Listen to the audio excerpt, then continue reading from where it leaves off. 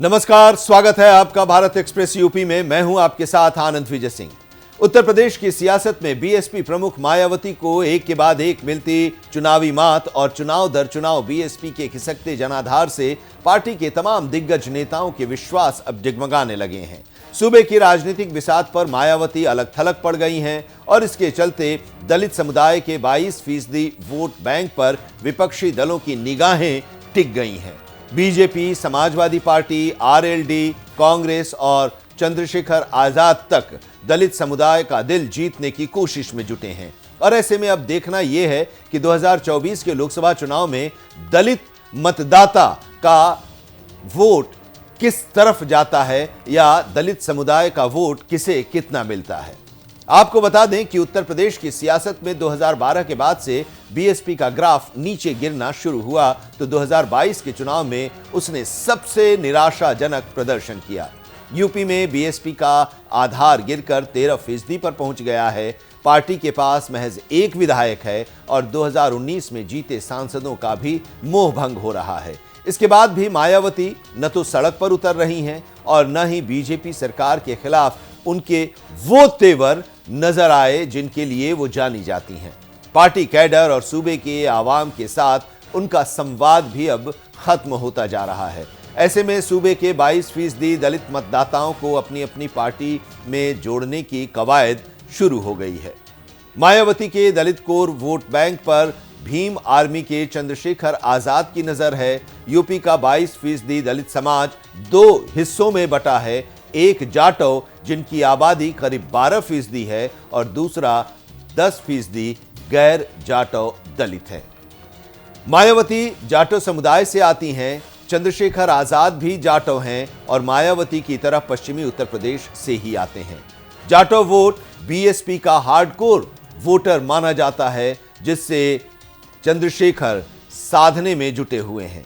BSP के संस्थापक कांशीराम के परिनिर्वाण दिवस 9 अक्टूबर को चंद्रशेखर आजाद नगीना क्षेत्र से मिशन 2024 का आगाज करेंगे और इस तरह से कांशीराम की सियासी विरासत के सहारे दलितों के दिल में जगह बनाने और बीएसपी की सियासी जमीन को हथियाने का चंद्रशेखर ने प्लान बनाया है। चंद्रशेखर कांशीराम के परिनिर्वाण दिवस पर रैली 2024 के चुनावी अभियान का आगाज करने के पीछे उनकी एक सोची समझी रणनीति है। कांशीराम का परिनिर्वाण दिवस और उनकी जयंती पर बीएसपी बड़ा कार्यक्रम करती है। मायावती सत्ता में रहते हुए बड़ी रैली किया करती थीं, लेकिन अब लखनऊ में कांशीराम पार्क जाकर उनकी मूर्ति पर फूल चढ़ाकर श्रद्धांजलि देने तक ही अब ये सीमित रह गया है। चंद्रशेखर कांशीराम के बहाने बीएसपी की सियासी जमीन पर अपना अधिकार जमाने की जुगत में हैं। कांशीराम परिनिर्वाण दिवस को दलित वोटर के बीच पहुंचने का एक जरिया उन्होंने बनाया है। चंद्रशेखर दलित मुद्दे पर लगातार सक्रिय हैं और युवाओं के बीच उनकी लोकप्रियता भी बढ़ रही है। खासकर पश्चिमी उत्तर प्रदेश में दलितों का युवा तबका उनके साथ जुड़ता है तो मायावती के लिए चिंता का सबब यह बन सकता है। उधर उत्तर प्रदेश में कांग्रेस अपने पुराने दलित वोट बैंक को फिर से जोड़ने की रणनीति पर काम कर रही है। कांग्रेस कांशीराम की पुण्यतिथि पर 9 अक्टूबर से दलित गौरव संवाद कार्यक्रम शुरू कर रही है और इसके जरिए दलितों के बीच जन जागरण करेगी। उनकी बातों को सुनने के साथ ही 1 लाख दलित अधिकार पत्र भी भरवाएगी। कांशीराम को श्रद्धांजलि देने के साथ ही उनके संदेशों का प्रचार करेगी और उसी दिन से दलित गौरव संवाद कार्यक्रम भी शुरू करेगी और यह संविधान दिवस यानी 26 नवंबर तक चलेगा। कांग्रेस इस अभियान के जरिए दलित समुदाय के डॉक्टरों, इंजीनियरों और शिक्षकों समेत अन्य प्रबुद्ध वर्ग के बीच अपनी पैठ जमाने की कोशिश में जुटी है।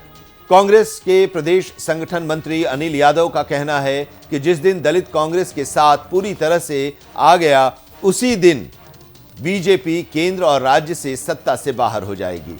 दलित गौरव संवाद के जरिए दलित वर्ग के लोगों को समझाया जाएगा कि कांग्रेस उनका पुराना घर है। उनकी सियासी हिस्सेदारी देने के लिए कांग्रेस हमेशा तैयार रही है। जातीय जनगणना की मांग सबसे पहले कांग्रेस ने की और कांशीराम के एजेंडे जिसकी जितनी भागीदारी उसकी उतनी हिस्सेदारी की बात आज राहुल गांधी भी कर रहे हैं। दलित समुदाय इस बात को समझ रहा है कि उनके मुद्दे कौन उठा रहा है और उनके हितों के लिए कौन जमीन पर संघर्ष कर रहा है। उधर समाजवादी पार्टी की बात करें तो समाजवादी पार्टी भी अब यादव मुस्लिम के साथ साथ दलित और अति पिछड़े वर्ग को जोड़ने के मिशन पर जुटी है। अखिलेश यादव कह चुके हैं कि समाजवादी पार्टी लोहिया के साथ अंबेडकर और कांशीराम के विचारों को लेकर चलेगी। समाजवादी पार्टी की नज़र पूरी तरह से दलित वोटरों पर है, जिसके लिए उन्होंने कांशीराम की प्रयोगशाला से निकले हुए तमाम बीएसपी नेताओं को अपने साथ मिलाया है और उनके जरिए दलितों के विश्वास को जीतने की कोशिश समाजवादी पार्टी कर रही है।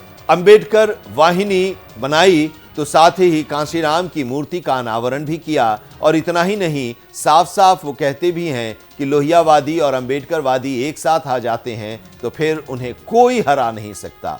समाजवादी पार्टी के कई दलित नेताओं को आगे बढ़ाने में जुटी हुई है और इसके जरिए 22% वोटों को अपने साथ जोड़ने का उसका प्लान भी है।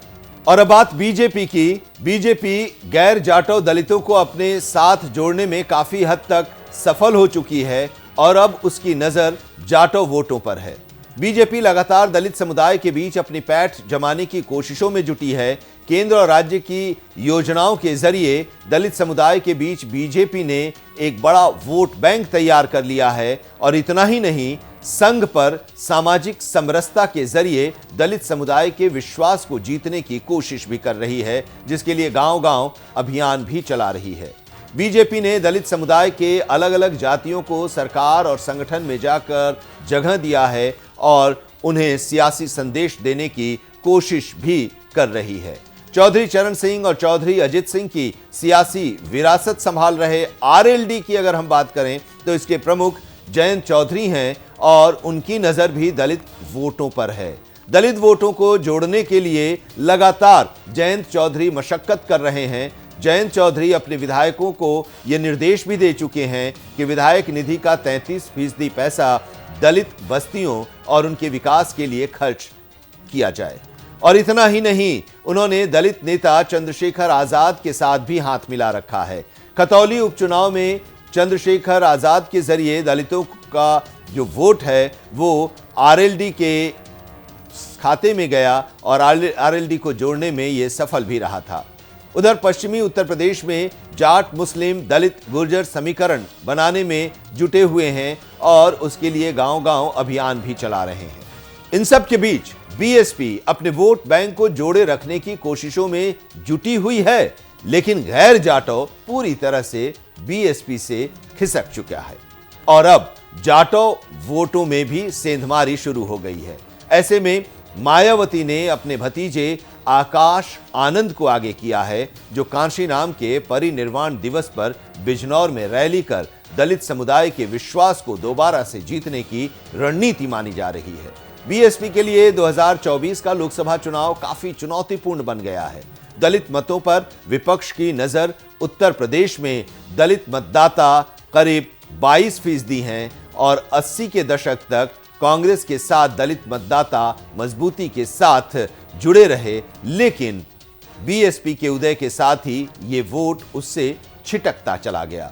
सूबे में गैर जाटव दलित वोटों की आबादी तकरीबन 8% है और इनमें 50 से 60 जातियां और उपजातियां हैं और ये वोट विभाजित होता है। हाल के कुछ वर्षों में दलितों का उत्तर प्रदेश में बीएसपी से मोह भंग होता दिखा है। गैर जाटव दलित मायावती का साथ छोड़ चुके हैं और लोकसभा और विधानसभा के चुनाव में गैर जाटव वोट बीजेपी के पाले में खड़ा दिखाई दिया है, लेकिन किसी भी पार्टी के साथ वो स्थिर नहीं रहता है। इस वोट बैंक पर कांग्रेस की नजर है। हाल के दिनों में कांग्रेस ने जिस तरह से यूपी में गैर जाटव दलितों को संगठन में तवज्जो दी है और उनके मुद्दों को धारदार तरीके से उठाया है, उससे मायावती के लिए आने वाले समय में चुनौती खड़ी हो सकती है। यूपी में करीब 22% आबादी दलितों की है और इनमें करीब 12% जाटव हैं। इसके बाद पासी और धोबी सबसे ज्यादा आबादी वाली जाति है। पासी, धोबी, कोरी, खटिक, धानुक, खरवार, वाल्मीकि सहित जो दूसरी दलित जातियां हैं उनको गैर जाटव वर्ग में रखा गया है और गैर जाटव कहा जाता है। दलित वोट एक समय कांग्रेस के साथ रहा, लेकिन कांशीराम के चलते बीएसपी का परंपरागत वोट बन गया था। मायावती के लगातार चुनाव हारने से उनकी पकड़ दलित वोटों पर कमजोर हुई और बीएसपी से दलितों का मोह भंग होता दिखा है। गैर जाटव दलित मायावती का साथ अब छोड़ चुके हैं और ऐसे में दलित वोटों पर जिस तरह से विपक्षी दलों की नजर है, उससे बीएसपी की चिंता बढ़नी लाजमी है। तो इस वीडियो में फिलहाल इतना ही, लेकिन उत्तर प्रदेश की तमाम खबरों के लिए आप देखते रहिए भारत एक्सप्रेस यूपी। नमस्कार।